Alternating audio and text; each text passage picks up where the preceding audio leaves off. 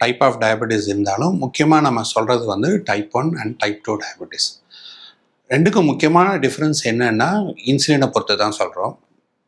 எல்லாத்துக்கும் தெரியும் இன்சுலின் வந்து கணையத்துலேருந்து சுரக்குது, பேன்க்ரியாஸ்னு சொல்லுவோம் கணையத்தை. ஸோ அந்த சுரக்கக்கூடிய இன்சுலின் வந்து நம்ம உடம்புல வேலை செஞ்சு ரத்தத்தில் இருக்கிற சுகரை ரத்த திசுக்களுக்கு டிஷ்யூஸ்க்கு அனுப்பும்.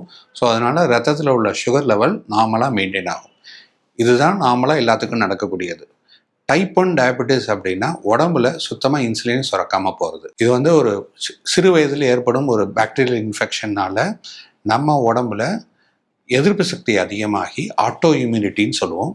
நம்ம உடம்புக்கு எதிர்ப்பு சக்தியாக உருவாகி அந்த பேன்க்ரியாஸில் உள்ள கணையத்தில் இன்சுலின் சுரக்கக்கூடிய பீட்டா செல்ஸ் எல்லாம் டெஸ்ட்ராய் பண்ணிடும். ஸோ இன்சுலின் உடம்புல சுரக்காமல் இருக்கிறது தான் டைப் 1 டயபெட்டிஸ் அப்படிங்கிற பேர். டைப் 2 டயபெட்டிஸில் என்னென்னா இன்சுலின் சுரக்கும், பட் சுரக்கக்கூடிய இன்சுலின் சரியாக வேலை செய்யாது. அந்த திசுக்களில் போய் வேலை செய்யணும். வேலை செஞ்சால் தான் உடம்புல ரத்தத்தில் இருக்கிற சுகரை நம்மளால் குறைக்க முடியும். பட் சுரக்கக்கூடிய இன்சுலின் சரியாக வேலை செய்யாது. இன்னொன்று, சுரக்கக்கூடிய இன்சுலின் எதிர்பார்க்கக்கூடிய அளவுக்கு சரியாக சுரக்காது, கம்மியாக சுரக்கும். ஸோ இதுதான் டைப் 2 டயபெட்டிஸ். சிம்பிளாக சொல்லணுன்னா டைப் 1 டயபெட்டிஸில் உடம்புல இன்சுலின் சுரக்காமல் போகிறது தான் டைப் 1 டயபெட்டிஸ். டைப் 2 டயபெட்டிஸில் இன்சுலின் சுரக்கும், பட் எதிர்பார்க்குற அளவுக்கு சரியாக சுரக்காது, கம்மியாக சுரக்கும்.